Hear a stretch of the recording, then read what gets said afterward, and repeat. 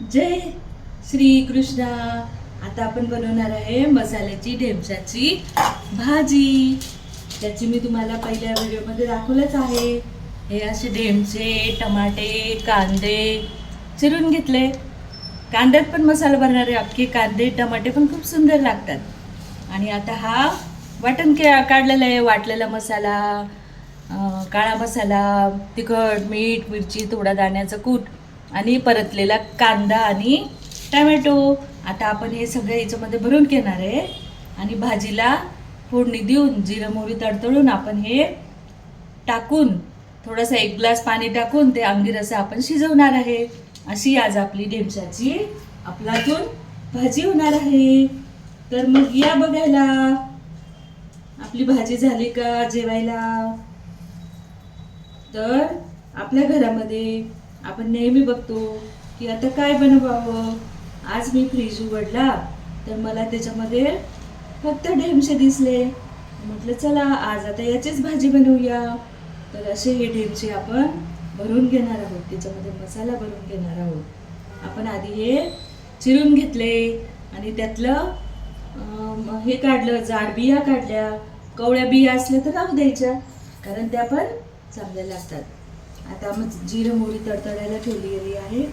आता या ढेमशामध्ये ज्याचा आपण आतला गर काढला त्याच्या आतमध्ये आपण हे असं मसाला भरून घेणार आहोत.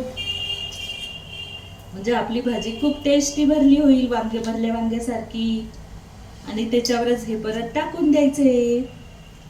हे परत आपण त्याला असं झाकण लावून ठेवायचे. असे हे आपले भरले ढेमशे आपण आज करणार आहोत.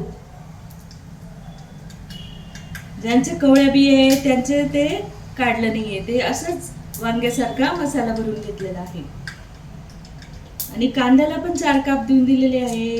कांद्यात पण मसाला भरू आपण. कांद्याची पण शिजलेली भाजी खूप छान लागते. अख्खा कांदा आणि हे अख्खं टमाटर, अशी आपल्या आज भाजीचं वेगळंच आहे. अन्नपूर्णे सदा पूर्णे शंकर प्राणवल्लभे ज्ञान वैराग्य सिद्धर्थम भिक्षां देहीच पार्वती माता च पार्वती देवी पिता देवो महेश्वरा. आता हे आपण शिमला मिरचीचं हे मधलं आपण काढून टाकणार आहे. या मधल्या बियाणी आपल्या पोटात वात वाढतो म्हणून आपण ते घेणार नाहीये. आणि त्याच्यात पण आपण आता हा मसाला भरला आहे. आता आपण हा जिरं मोहरी तडतडली आहे.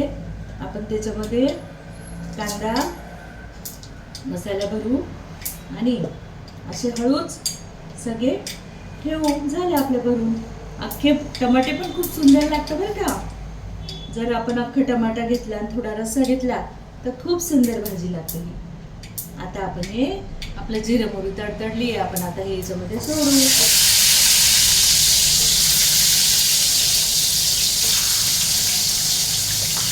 आणि फक्त शिजण्यापुरतं 1च ग्लास आपल्याला पाणी टाकायचं आहे.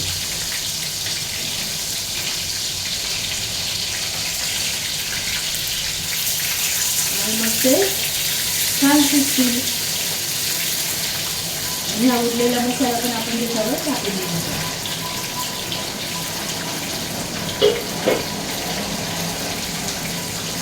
आणि 1च ग्लास पाणी शिजायला ठेवायचे आंबीर रस्सा.